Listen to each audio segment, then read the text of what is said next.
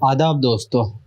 जैसा कि आप जानते हैं कि ओखला पोस्ट की टीम आपको लगातार सामाजिक शख्सियतों से मिलवाती रहती है। विभिन्न राजनीतिक मुद्दों पर हम लोग अलग अलग लोगों के साथ बातचीत करते रहते हैं। तो आज हम लोग पहुंचे हैं शाहीन कौसर जी के यहाँ, जो कि एसडीपीआई की नेता हैं। उनके साथ विभिन्न मुद्दों पर हम लोग बातचीत करेंगे। आइए मुलाकात करते हैं। आपका बहुत बहुत स्वागत है ओखला पोस्ट में। शुक्रिया। तो मेरा सबसे पहला ये सवाल है कि आप जिस बदलाव की राजनीति पर काम कर रही हैं, उस राजनीति को आपने अभी तक कहाँ तक पहुँचाया है? इलाके की बात अगर आप करेंगे तो हमारी लगातार कोशिश जारी है।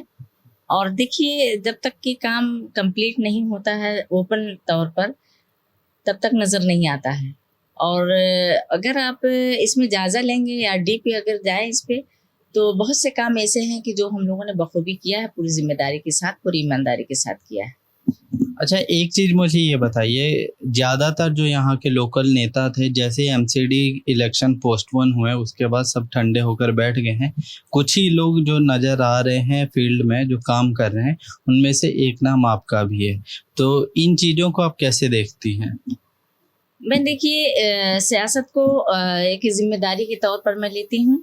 सियासत का मतलब भी यही है कि अगर कोई नुमाइंदा बन करके आता है, चाहे उस घर हो, सड़क हो और नालियाँ हों, सीवर्स हों या इलाके के मुद्दे हों, जब तक कि नेता नहीं बनता है, जब तक कि अपनी जिम्मेदारी को बखूबी वो अंजाम नहीं देता है, और जो जनता के मुद्दे हैं, जनता के इशूज़ हैं, उस पे अगर उसको दर्द नहीं है तो वो नेता नहीं है। और इस हैसियत से मैं बखूबी ये सोचती भी हूँ, उस पे प्रैक्टिकल करने की पूरी कोशिश हमेशा मेरी रहती है। जितने भी हिडन मुद्दे यहाँ हैं इस इलाके के, मैं उठाती हूँ, बल्कि देश परदेश के मुद्दे भी उसमें शामिल होते हैं। अगर मैं दिल्ली लेवल की बात करूं तो इस वक्त दिल्ली में एक बात का बहुत हंगामा चल रहा है, लिक्वर पॉलिसी की, जिसको लेकर एलजी ने सीबीआई इंक्वायरी की डिमांड भी करी है। तो एसडीपीआई का इस मैटर में क्या स्टैंड है? देखिए, एसडीपीआई जितने भी मुद्दे हैं, नेशनल मुद्दे या स्टेट के मुद्दे, हर मुद्दे पर नेशनल मुहिम चलाई है और उसके बाद जागरूक किया है जनता को। जो सवालात जनता के हैं वो एसडीपीआई उठाने की, उस पर आवाज़ उठाने की पूरी कोशिश की है। और एसडीपीआई अभी पावर में नहीं है, लेकिन बावजूद जितना जो है पूरी हिम्मत के साथ और पूरी कोशिश के साथ, और जो भी बन सकता है इलाके के लिए, जनता के लिए जो है आसानियाँ मुहैया कराने के लिए, फराहम कराने के लिए लगातार कोशिश जारी है। अभी एक दिल्ली में हवा चल रही है शराबबंदी को लेकर। बहुत सारे लोग, राजनीतिक हो, सामाजिक हो, जो शराबबंदी की बात कर रहे हैं मुकम्मल तौर पे। तो क्या एसडीपीआई का भी शराबबंदी पर यही स्टैंड है? कई साल पहले जो है इस पर हमने बाकायदा पूरे दिल्ली में हम इसकी मुहिम चलाए थे और इस पे धरना प्रदर्शन भी खूब हमने किया था। और आज भी जो है पहला सवाल हमारा, जब अमानतुल्लाह पहली बार जीत कर आए थे, अमानतुल्लाह साहब, तो हमारा सवाल ही इसी पर था कि ये जो शराब के अड्डे हैं वो बंद होने चाहिए। लेकिन वो अब जस्ट डबल हो गए हैं, और यहाँ तक कि कॉलेज है, यूनिवर्सिटीज़ है, स्कूल है, और जो है यहाँ तक कि मैरिज हॉल में भी सप्लाई होता है, घरों के अंदर हाउस भी जो है सप्लाई किए जाते हैं शराब। और इसमें बाकायदा हमने एक जंतर मंतर पर हमने प्रदर्शन किया है, और इस पे जो है राइटिंग में भी लिखा गया अरविंद केजरीवाल को लेटर इसके लिए। लेकिन बाकायदा इस पिछले बार जब वो जीत कर आए थे, अभी जो इसमें बढ़ोतरी हुई है उसमें हमने बढ़ चढ़ के हिस्सेदारी अपनी जताई और जागरूक करने के लिए जनता की आवाज़ बनने की पूरी हमने कोशिश की, और जनता को बताया कि इससे ये कितना हानिकारक है और इस पे लगाम लगनी चाहिए, क्योंकि आपके बच्चे जो टीन एज के जो बच्चे हैं, जो 12 से 15 साल, 17 साल, 18 साल के जो बच्चे हैं, वो यूज़ कर रहे हैं, नशाखोरी की तरफ इतनी तेज़ी से बढ़ रहे हैं बच्चे, ये एक चिंता जो है का विषय है और इस पे चिंतन जो है होनी चाहिए और सरकार इस पे जागरूक हो और इस पे पाबंदी लगाए। क्योंकि अगर देखिए देश की जनता हो चाहे स्टेट की जनता हो, ये सरकार हो, जनता जब किसी मामले में परेशान होती है तो सरकार को इस पे सबसे पहले संज्ञान लेना चाहिए, लेकिन आज इस पे कोई नाम नहीं है, क्योंकि वो जो है इससे इनकम होता है शराब से और नशाखोर बच्चे बनते हैं। ख़ास तौर से जो इलाके के बच्चे हैं, मैं देख रही हूँ कई कंप्लेन ऐसी आई हुई है कि जब मैंने उसका विजिट किया, सर्वे किया, तो जो है 6 नंबर से लेकर के ये जो ओखला बिहार का आपने देखा होगा कि जो जामिया मिल्लिया के बैक साइड जो रोड है उस पे खूब बच्चे होते हैं। 6 बजे से के बाद से वहाँ ताता बच्चों को लग जाता है। और इवन ये जो नाला जो एक्वायर किया हुआ है, जो पार्क की शक्ल में नज़र छोटा सा आ रहा है, उसमें भी बच्चे इस तरह का सेवन करते हैं। इसको रोकना बेहद ज़रूरी है और अगर सरकार इस पे नहीं जो है संज्ञान लेती है तो सरकार फेल है और मामले में तो फेल थी, लेकिन बच्चों को बिगाड़ने में और इनकी ज़िंदगियों से खिलवाड़ करने में सरकार का भी बहुत अहम रोल है। अच्छा, अगर मैं दिल्ली लेवल पर चाहे जामिया नगर के लेवल पे बात करूं तो एक मुद्दा और है जो हमेशा परेशान करता है, क्योंकि अभी बरसात का मौसम भी चल रहा है, तो दो चीज़ें हमेशा इस इलाके को तकलीफ देती हैं। एक पीने का साफ पानी, उसकी हमेशा किल्लत होती है। दूसरा है जैसे ही थोड़ी सी भी बरसात हो, आधे घंटे की भी, पूरे इलाके में पानी भर जाता है। तो इन मुद्दों पर आपका क्या स्टैंड है? देखिए, ये हमारे लिए बहुत बदकिस्मती की बात है कि जिन मुद्दे पर जनता ने सरकार चुना था और लेकर आए थे, सफाई सुथराई और सीवर, नाली, पानी, बिजली, इसी मुद्दे को लेकर जनता ने सरकार चुना था, अरविंद केजरीवाल को लाए थे, मुख्यमंत्री यहाँ का बनाया था, कंधों पे बैठा करके उनको ले आए, बहुत खुशी खुशी, और बहुत उन यहाँ की जनता को पूरा फेथ था, भरोसा था। लेकिन आज उनके भरोसे को तोड़ा है अरविंद केजरीवाल जी ने और इस इलाके में ना के बराबर काम हुआ है। और मैक्सिमम आप गलियों में जाएंगे तो वहाँ पूरा फुल पानी ओवरफ्लो कर रहा है और गलियाँ गंदी हैं। यानी जब नमाज पढ़ने के लिए जब हम नमाजी जाते हैं तो बहुत परेशानियों का उनको सामना करना पड़ता है। इवन बच्चे जो छोटे छोटे हैं, जो स्कूल जाते हैं, उनको बहुत परेशानियों का सामना करना पड़ता है।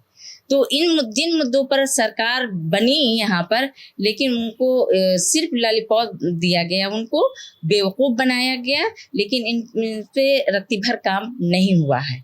और इसमें जो है देखिए, हम लोगों ने जितना बन सका है, जो हर साल इस पर कहीं ना कहीं काम करते हैं, आवाज़ उठाते हैं, लेकिन ये जनता का सिर्फ काम नहीं है। जब तक सरकार इसमें इन्वॉल्व नहीं होगी, कम से कम 4 गाड़ियाँ यहाँ एनी टाइम होनी चाहिए और 2 गाड़ियाँ बड़ी हो, 2 गाड़ियाँ हर वक्त जो है रन करें गलियों के अंदर। और जो कूड़ा है, क्यों गार्बेज हाउस नहीं है, अगर यहाँ पर डंप करने के लिए कोई जगह नहीं है तो कम से कम इतना तो कर दे, जगह जगह बड़ा बड़ा कंटेनर होना चाहिए ताकि उसमें लाकर कूड़ा डंप हो और फिर वो सुबह में गाड़ियाँ आए उठाकर कूड़े को ले जाए। और इस इलाके में ये मुस्लिम बहुल पॉपुलेशन है यहाँ पर, लेकिन बावजूद इसके यहाँ इतनी गंदगी है कि जब लोग बाहर से मेहमान हमारे आते हैं या मुलाकात करने के लिए दूसरी जगहों से कोई आता है तो हमारे शर्मिंदगी का सामना करना पड़ता है। बहुत शर्म आती है कि यहाँ पर बहुत ही हाई प्रोफाइल लोग रहते हैं, बावजूद इस इलाके का ये हश्र है। ये जो है पता नहीं कैसे यहाँ के जो नुमाइंदे हैं, जो एमएलए और कौंसलर हैं, उनको पता नहीं कैसे नहीं दिख रहा है, लेकिन आम जनता इससे बेइंतहा परेशान है। आपको नहीं लगता कि जिन मुद्दों की आप बात कर रही हैं, पानी की हो, सीवरेज की हो, सफाई की हो, गंदगी की हो, इसका सीधा सीधा रिलेशन एमसीडी से, और एमसीडी पिछले 15 साल से भाजपा के अंतर्गत आती थी, अभी भी डायरेक्टली वो सेंट्रल गवर्नमेंट में है, तो इसमें आम आदमी पार्टी से ज़्यादा रोल तो फिर भाजपा का हुआ। देखिए, एमसीडी की जो जिम्मेदारी होती है, और मैं तो कह रही हूँ 7-8 साल से, तकरीबन उससे भी ज़्यादा, सरकार तो जो है आप पार्टी की है ना, तो मिली जुली जब सरकार है, यानी एमसीडी पे तो कब्जा बीजेपी का है, लेकिन जब सरकार स्टेट में जो है आप पार्टी की है, तो आप पार्टी की ही जिम्मेदारी है इसको करने की। वो चाहे जिस भी तरीके से करे, बीजेपी से बार्गेनिंग करें या बीजेपी से बैठ करके इस पे कमेंटमेंट होना चाहिए, लेकिन इस तरीके से ये जो है सरकार की जिम्मेदारी नहीं होती कि इसको अवॉइड कर दिया जाए और सारी बातें, सारा काम, सारी जिम्मेदारियां जनता के ऊपर थोप देनी चाहिए। भैया आज इतने ज़्यादा प्रेशर में है जनता यहाँ पर कि वो अपने बच्चों को संभाले, या घर से निकलते वक्त जब वो जाते हैं काम पर, ड्यूटी पर जाते हैं, तो उनको ये फिक्र होती है कि मेरा जो छोटा बच्चा या बच्ची है वो कैसे जाएगी। हर इंसान की इतनी हैसियत नहीं है, इतनी कैपेसिटी नहीं है कि वो जो है नौकर रख करके, गार्ड रख करके और उस काम को प्रोवाइड करे और बच्चों को स्कूल ले जाए। माँ अपने घर के काम काज छोड़ करके वो स्कूल जाती है। अगर ये देखिए यहाँ सिस्टम में से काम होता, सिस्टमेटिक होता, शायद ये हाल नहीं होता, इतनी परेशानियों का सामना जनता को नहीं करना पड़ता। अगर आप पार्टी ये कंफर्म करे, जनता के बीच में आकर के ये बताए कि भाई बीजेपी नहीं करने दे रही है, हम मजबूर हैं, परेशान हैं, तो जनता लाए अमल तैयार करेगी। लेकिन एक तरफ तो ये कहते हैं कि भाई आप हमें जिताइए, हम इसका मसले का हल करेंगे, और दूसरी तरफ काम नहीं हो रहा है, तो ये तो दोगलापन हुआ ना, ये जनता को गुमराह करने वाली बात हुई ना, जनता को बेवकूफ़ बनाने का जो है ये काम हुआ ना, कि जब एक तरफ तो सरकार में तुम बैठे हो और बदनामी दूसरे के जिम्मे कर रहे हो, और सेहरा पहनने के जब वक्त आता है, टाइम आता है, तब तो तुम अपने गले में माला डालने की तमन्ना करते हो। तो ऐसा डबल स्टैंडर्ड रोल नहीं चलेगा यहाँ पर। अब जनता जाग चुकी है और इसका जवाब मुझे पूरी उम्मीद है इंशाल्लाह इस इलेक्शन में देगी। एक आखिरी सवाल आपसे, क्योंकि आप राजनीति में हैं और एक्टिव पॉलिटिक्स में हैं, तो आगामी दिनों में आपकी तरफ से हम कुछ नई चीज देखने को मिलेगी यहाँ के लोगों को?